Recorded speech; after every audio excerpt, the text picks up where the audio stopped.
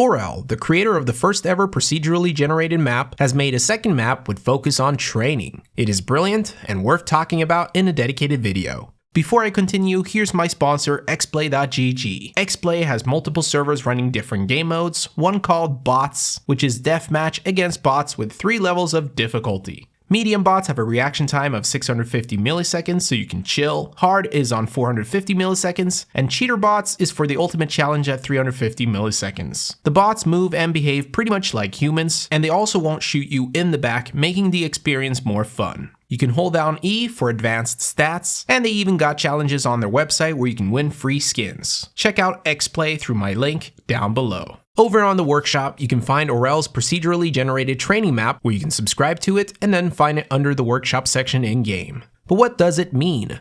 Procedurally generated means that the map itself changes each run. The layout, the enemies, and objects on the map are different every time. This forces you to constantly adapt to the situation.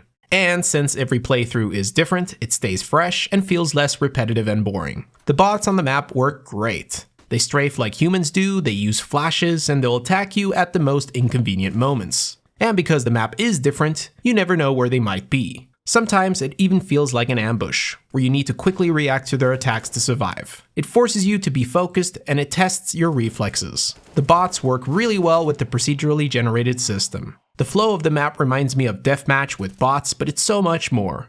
It's a single-player experience with a fast flow, tons of customization, and it constantly challenges you. While the map is easy to play without touching any of the settings, there are many. Under player settings, you have health restore on each bot kill, same for armor, and you can change your starting health. Under player weapons, simply shoot or press on any weapon to use it. Under the bot settings, you can choose how many bots you want to face in each playthrough and their difficulty. 0 is the easiest difficulty, but don't go in expecting it to be easy. If you're new to the map, it's not that easy. And 3 is very challenging. Next, we get a lot of advanced bot settings. General settings modifies how the bots behave. Personally, I like having all enabled except for jump peaks. You can choose the bot's weapons. Multiple selections are allowed and we'll mix them up. There's also rats, which are bots that play, well, just like rats. And finally, you got armor settings and headshot only as well. Next to that, you can see some detailed statistics. You got your high score on the other side, and you can even save your settings down to a preset.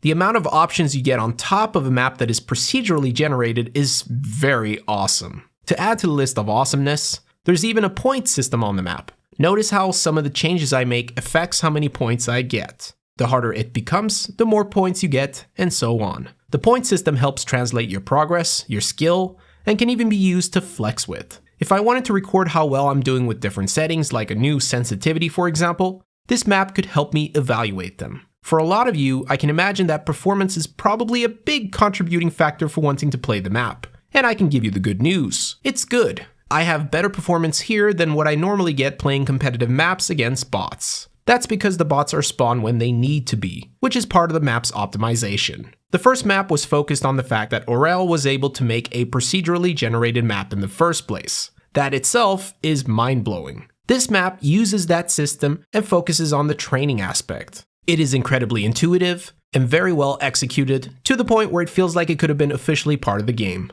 I highly recommend that you try it out, and if you do, let me know in the comments what you think. Thanks for watching. Please like the video to support my content. Stay awesome and go bananas.